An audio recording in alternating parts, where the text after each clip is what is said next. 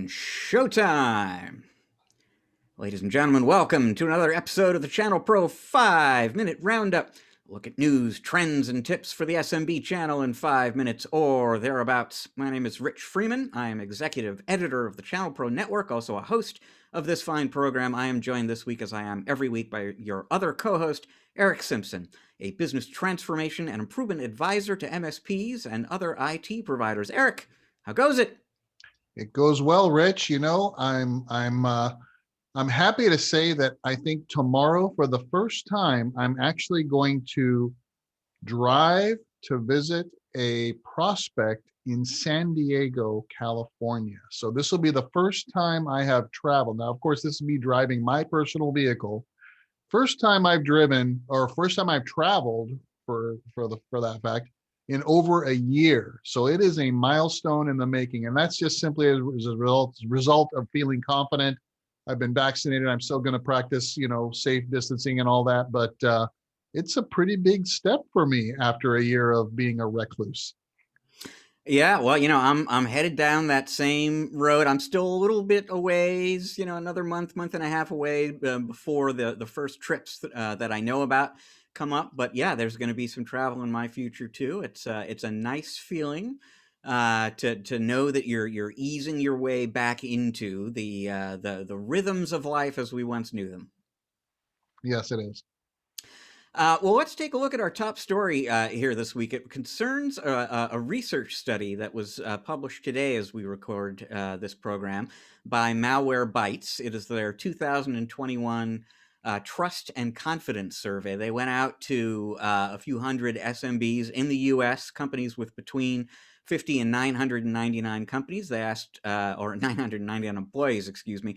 They asked them a whole bunch of questions about their security vendor, their security software, their thoughts about security. There's a lot of interesting information in this study. I encourage people to look it up and take a good look at it. But there was something in particular that I kind of wanted to call out, Eric, and I'll give you a few thoughts of my own on this. I'm very curious to hear yours. So on the one hand, Malwarebytes went out and they asked people, how satisfied or dissatisfied are you with the solution / product provided by your endpoint protection provider? And 91% of the people, the SMBs in the US they surveyed, said that they are either satisfied or completely satisfied. 91%. Very happy with the product or the provider. And elsewhere in this survey, they discovered 91% of SMBs are confident that their provider will protect them. Then Malwarebytes went out and asked the same set of people, to what extent do you agree or disagree with this statement? Here's the statement. I believe it's not a matter of if, but when my organization suffers a successful attack or breach. It's a when, not an if, that I will be breached. And in this case, 56% of the SMBs surveyed said that they either somewhat or strongly agree with that assertion. Now, there is a bit of a distinction there, right? Very happy with my provider, happy with my vendor, happy with my product. I'm confident in them. And 56% of SMBs said, I'm also going to get breached. Now, I could respond to this in a number of different ways. There's a part of me that says, you know what, good on you, SMBs, for acknowledging, being aware of the reality that no matter how hard you try to secure your organization, sooner or later, a determined attacker is going to get in, and that means you can't just invest in firewalls and antivirus software. You've got to have that EDR in place, threat hunting, the stuff that becomes useful to you after your organization is breached. Good. It's good to have that mindset. The other way you could react to this still, and I've had conversations with security vendors and security experts along these lines before, is we're not doing this job very well. We're years and years into, I won't call it the cybersecurity crisis, but I mean, we're years into needing to protect businesses of all sizes from attackers. And as Malwarebytes, I interviewed their chief product officer, Mark Strassman, about this study yesterday, and he pointed out that the bar is really low. The expectations are really low out there. People are delighted with providers they don't really expect to provide them with protection for the long term, which just kind of makes you wonder, are we kind of, falling short as an industry? Or is it just realistic to think we're up against a skilled adversary who, like I said, is determined, and it's just a fact of life that sooner or later they're going to get past your perimeter, and you need to be prepared for dealing with that. Is the bar too low, Eric? Is this a sign maybe that we're really not getting the job done on cybersecurity? That's definitely a position and a perspective. And I, I have a couple of thoughts. Number one, it could almost be the sentiment that everyone walks around with that drives a vehicle that says, you know what, I'm going to do everything I can to keep my car safe from thieves, but if a thief really wants my car, they're going to get my car, right? I mean, they'll defeat anything. They'll just tow it out of here. If they really want something, they're going to get some. So I think, I just laughingly think of that. The other thing that I think of is, boy, the marketing that the MSPs are doing and the vendors are doing is working, right? I think that could be the other positions. Like we are instilling the fear of the ultimate worst case scenario onto our clients in order to get them to agree to allow us to provide them an enhanced, hardened security posture. Because at the end of the day, remember, Rich, the MSPs are at as much or even potentially more risk than their clients are by not moving in this direction and securing themselves and securing their clients. I mean, we've talked about on this program, how cyber criminals are attacking MSPs and through those networks attacking their customers and et cetera. So, and are we doing a great job of standing up, great security for every single client? There's a lot of work left to be done there. But just moving forward with enhanced security is better than what we have been traditionally left with. I mean, I'm still working with partners, Rich, that have not yet developed their cybersecurity portfolios and marketing and sales strategy. I mean, I'm doing a lot of that work today. So the word is getting out. There is a need to do it. We are a little bit, playing catch up, and it's a moving target, right? Because these cyber criminals continue to evolve and get better at what they're doing. But I think that, from what I gleaned from the report, the message is getting out. Clients, are concerned. Now, to have a fatalistic attitude that says, look, no matter what I do, we're going to get breached, that is a little bit concerning. Yeah, well, and you know what? Again, I mean, it probably reflects the reality out there right now. That I've again spoken with security vendors who have basically said, if you think you haven't been attacked, it probably just means that you're not aware of the fact that you've been attacked, right?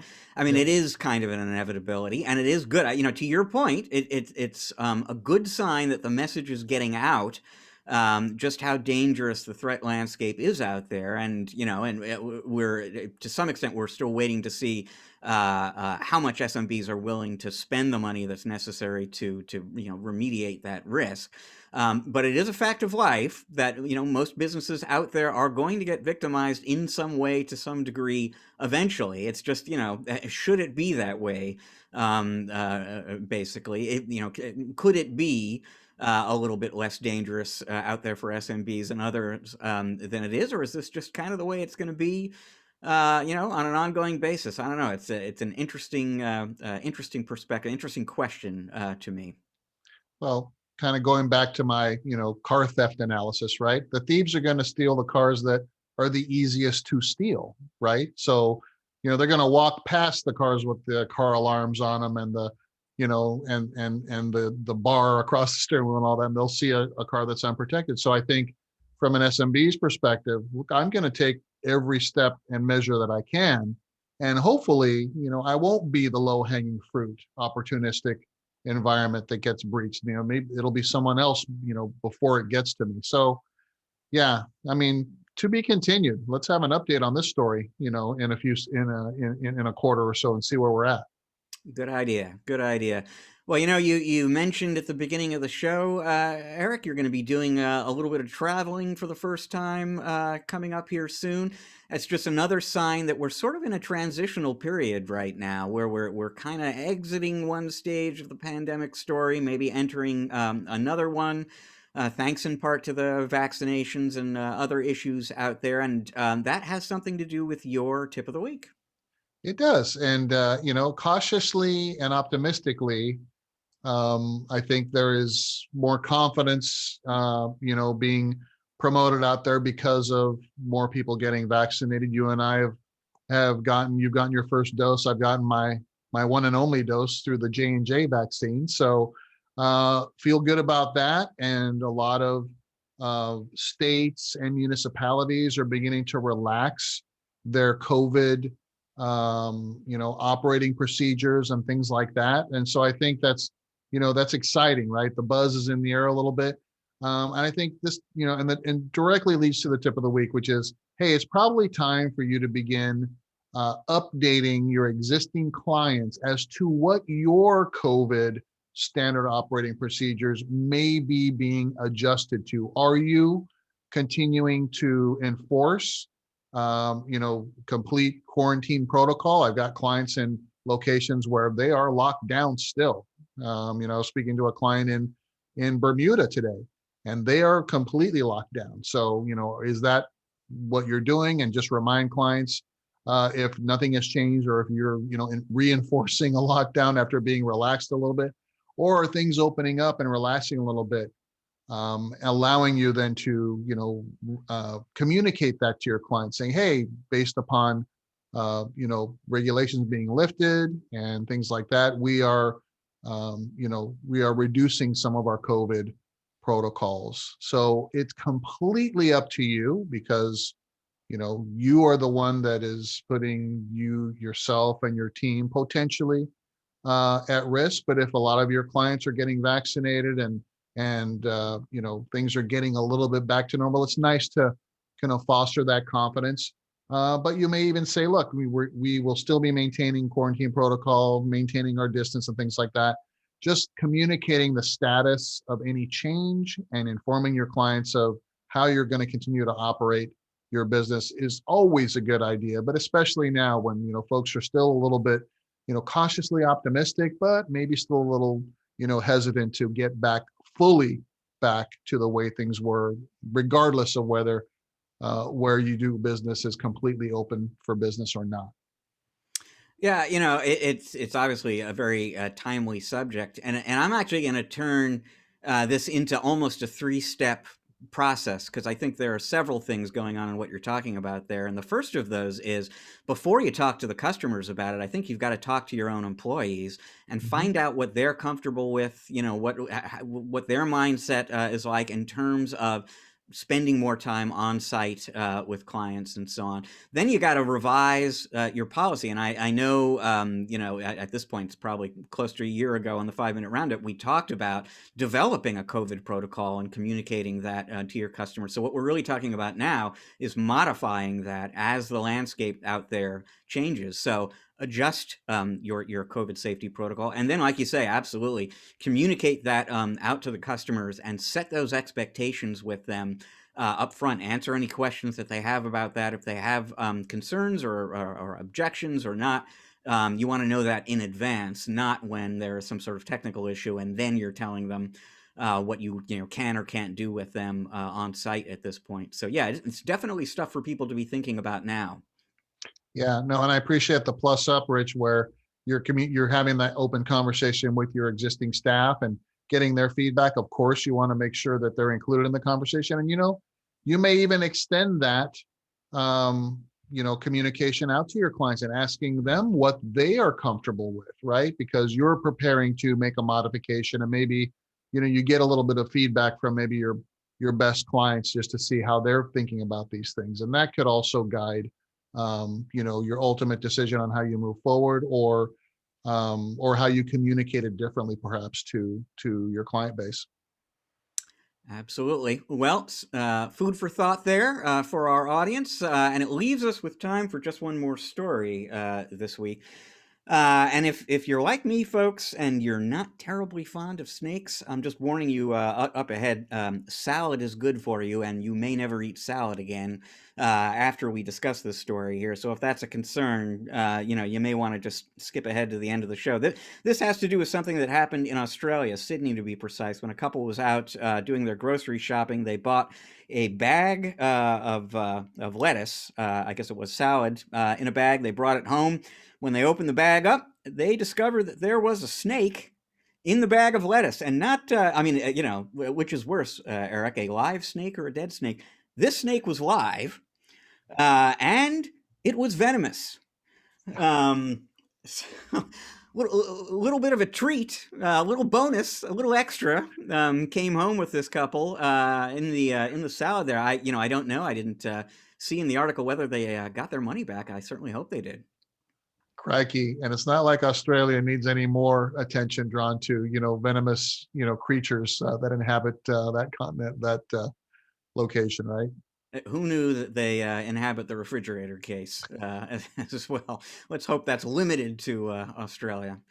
Well, folks, that is all the time we've got this week. Thank you so much for joining us. If you like the show, you want to take a look at maybe some episodes you didn't see before, keep up with the new episodes when they become available, best thing for you to do is go to the ChannelPro Network channel on YouTube and become a subscriber. Make sure you click that little bell icon if you want to get notifications when the new episodes go up.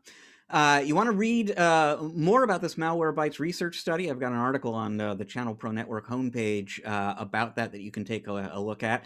There's also all sorts of other great stuff about what's happening in the industry, advice on growing your business. It goes up every day at channelpronetwork.com, so check that out. To learn more about Eric and the work he does with his clients, please visit ericksimpson.com. That is ERICK Simpson.com. Once again, thank you for joining us. We're going to be back again next week with another episode of the show for you. Until then, folks, please enjoy the rest of your week. Eric and I are enjoying the rest of your week already.